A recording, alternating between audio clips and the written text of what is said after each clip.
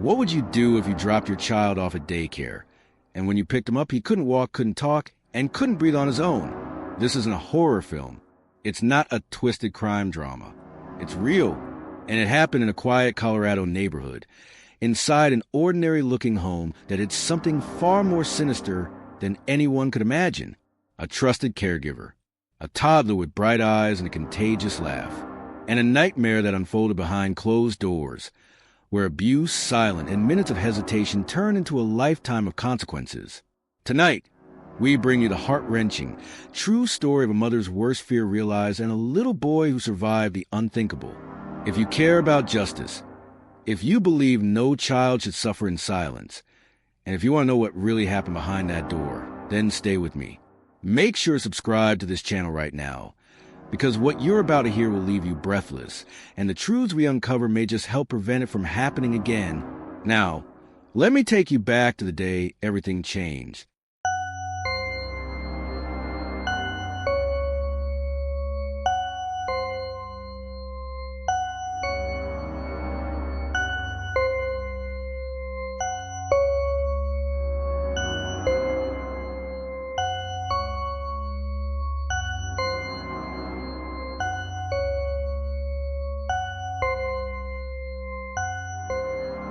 They say you can tell a good babysitter by how much your child smiles when you drop them off.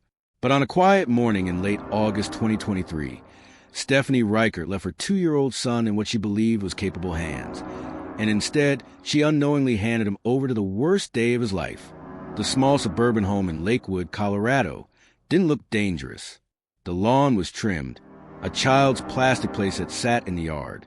And inside, McKinley Sloan Hernandez wore the practiced smile of someone who had learned long ago how to look trustworthy. She ran a daycare, unlicensed but recommended by someone Stephanie knew. In the chaos of parenting and work, Stephanie needed help. It was only supposed to be for a few days. But by the time she got her son back, he could no longer walk, talk, or breathe on his own. What happened inside the house will reveal not only one woman's terrifying cruelty, but also a disturbing gap in the state's ability to protect its youngest citizens. It would trigger a sprawling investigation, legislative reforms, and a reckoning with the dangers of unlicensed childcare. Yet nothing, not the sentence, the courtroom apologies, or the headlines, could undo the trauma burned into the life of one little boy who simply needed someone to care for him. August 30th, 2023, was the first day Stephanie dropped her son off with Hernandez. The arrangement was meant to be temporary, just until a more permanent, licensed solution opened up. But Hernandez had presented herself as competent and caring. She had operated a daycare before, and even though she lacked a license, she seemed to know what she was doing. For 2 days, Stephanie noticed bruises appearing on her son's body, but Hernandez was quick to offer explanations. He tripped on the carpet. He bumped into a toy. Normal toddler things, she said. And Stephanie tried to silence the unease growing in her chest. Believed her. That was until the evening of September 1st. That night, everything changed. At precisely 7:30 p.m., surveillance footage from a neighboring property captured a moment that would later become a crucial piece of evidence. It showed the toddler either falling or being pushed from a camper parked on Hernandez's property. He hit the ground hard and didn't get up right away. Instead of rushing to call 911, Hernandez dragged him inside, and then, chillingly, she bit him. It was almost unfathomable. What kind of adult inflicts more pain on a child already struggling to breathe? But that's exactly what investigators found. Bruising in the shape of teeth marks, defensive wounds on his arms and hands, and, most damning of all, a delay of over 25 minutes before emergency services were contacted. By the time paramedics arrived, the boy was unconscious. When EMTs rolled him into the emergency room at St. Anthony Hospital, doctors immediately knew this was no accident. His tiny body bore signs of violent trauma, a subdural hemorrhage, bleeding in the eyes, oxygen deprivation, and swelling in the brain. The child was clinging to life. He was airlifted to Children's Hospital, Colorado, where he was placed in a medically induced coma. A breathing tube was inserted. He couldn't eat, so a feeding tube was pushed through his nose. Doctors told the parents their son might not survive. If he did, They warned he might never walk again. And all Stephanie could do was sit there, rocking in a hospital chair, staring at monitors, and try and understand how her vibrant, playful little boy had been reduced to this. The investigation moved quickly. Prosecutors wasted no time combing through Hernandez's background, only to find a history of noncompliance and evasions. She had operated daycare services before, often without state approval. Records showed she had been issued at least one cease and desist order in a different jurisdiction. The home where the abuse occurred wasn't registered with the state. There were no required background checks, no inspections, no standards for child-to-caregiver ratios. Colorado, like many states, had long struggled to monitor the so-called shadow market of unlicensed daycares. Often, overwhelmed parents, especially single mothers, resorted to these informal setups due to cost, location, or availability. And sometimes, the people offering those services were predators hiding in plain sight. Detectives pieced together a harrowing timeline. On the night of September 1st, Hernandez's boyfriend was the one who finally performed CPR while she stood by.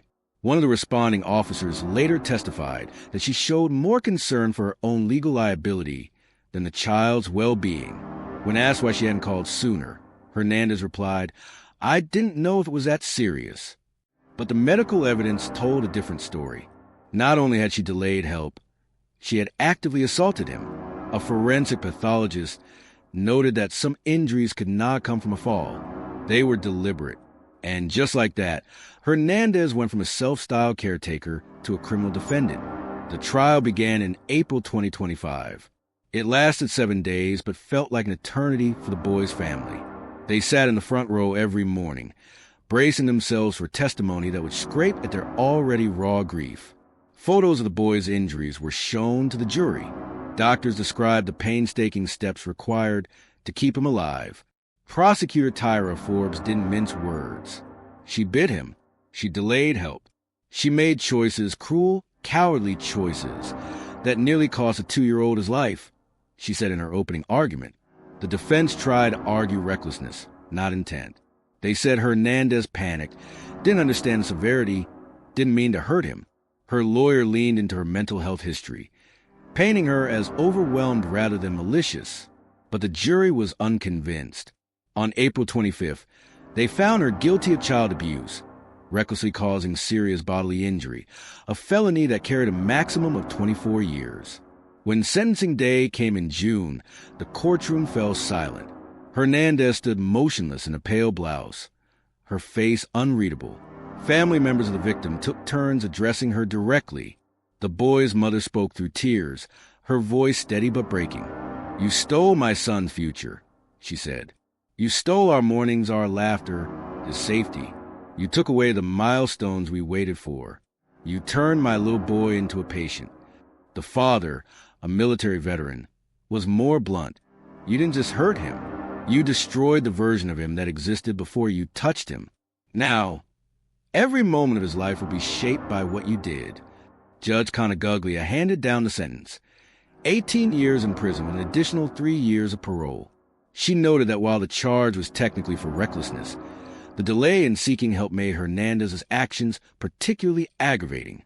She cited the lack of remorse and the cruelty as contributing factors. But as the gavel fell, there was no sense of victory in the room, only a hollow silence. The boy's mother later told reporters, "There is no justice. There is only what's left." Since the trial, the case has prompted a series of reforms across Colorado. The Department of Human Services launched the Safe Child Care Task Force to review licensing loopholes, investigate unregulated providers, and propose stronger enforcement measures. Lawmakers revisited the L. Matthews Act, named after another child who died in an unlicensed daycare, which requires public posting of cease and desist orders. Advocates called for expanding those disclosures and introducing harsher penalties for violations. But legislative change moves slowly. Meanwhile, the boy's recovery continues behind closed doors. His name has not been released publicly, but court statements confirm he is alive, though far from healed. He must relearn how to breathe properly, walk without collapsing, eat without choking. Every day is filled with therapy. Every milestone, Lifting a spoon, taking a step, is a hard one.